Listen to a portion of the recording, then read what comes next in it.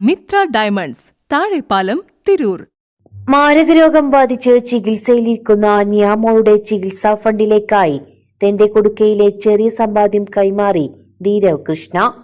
Ponnani Kadavanad GLP സ്കൂളിലെ 2ാം class വിദ്യാർത്ഥിയാണ് ധീരവ്.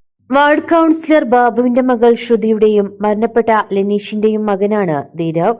തന്റെ കുടുംബക്കാർ നൽകുന്ന ചെറിയ തുക കൂട്ടിവെച്ചാണ് ധീരവ് ഈ മാതൃക കാട്ടിയത്. സ്കൂളിൽ നടന്ന ചടങ്ങിൽ Faisal Thangal, Gopidas, Suresh Punnakkal, PTA president Sathar, Ananthan, councillor Babu, Sajeev, അധ്യാപകർ തുടങ്ങിയവർ പങ്കെടുത്തു. സുഹൃത്തുക്കളെ, ഞങ്ങൾ പൊന്നാനി കടവനാട് GLP സ്കൂളിലാണ് ഉള്ളത്.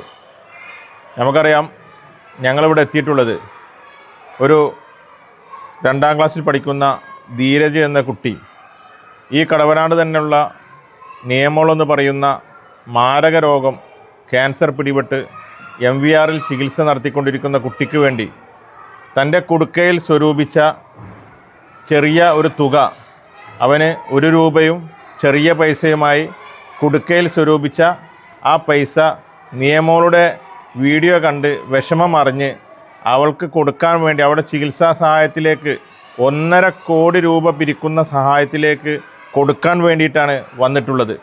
ആ ധീരജിൻ്റെ അടുത്തുനിന്ന് മേടിക്കാൻ വേണ്ടിയിട്ടാണ് ഞങ്ങൾ കടവനാട് സ്കൂളിൽ എത്തിയിട്ടുള്ളത്. എൻ്റെ കൂടെ സ്കൂളിലെ പ്രധാന അധ്യാപിക മേഴ്സി ടീച്ചറും ഇവിടുത്തെ രാഷ്ട്രീയ പ്രമുഖരും കമ്മിറ്റി മെമ്പർമാരും മറ്റുള്ള ടീച്ചർമാരൊക്കെ ഇവിടെയുണ്ട്. നിങ്ങൾക്ക് അറിയാലോ, നിയമോൾക്ക് 1.5 കോടിയാണ് നിയമോൾക്ക് ആവശ്യമുള്ളത്. ഈ 1.5 കോടിക്ക് വേണ്ടി ഞങ്ങൾ കേരള സമൂഹത്തോട് പറയുകയാണ്, എത്രയും പെട്ടെന്ന് ഈ പൈസ കിട്ടിക്കഴിഞ്ഞാൽ ആ കുട്ടിക്ക് ചികിത്സിക്കാൻ പറ്റും, ചികിത്സിച്ച് അസുഖം ഭേദമാക്കാൻ പറ്റും. ഇതേപോലെയുള്ള ചെറിയ കുട്ടികൾ, അതേപോലെയുള്ള വലിയ ആളുകൾ തൊട്ട് എല്ലാവരും ഇതിനുവേണ്ടി രംഗത്തിറങ്ങി ഞങ്ങളെ ഈ കാര്യത്തിൽ സഹായിക്കണമെന്ന് അഭ്യർത്ഥിക്കുകയാണ്. എല്ലാവരും നിയമോളുടെ ചികിത്സയ്ക്ക് വേണ്ടി സഹായിക്കണം. എൻ്റെ പേര് ധീരവ് കൃഷ്ണ. ഞാൻ പഠിക്കുന്ന ക്ലാസ് GLPS കടവനാട്. ഞാൻ 2ാം ക്ലാസ്സിലാണ് പഠിക്കുന്നത്.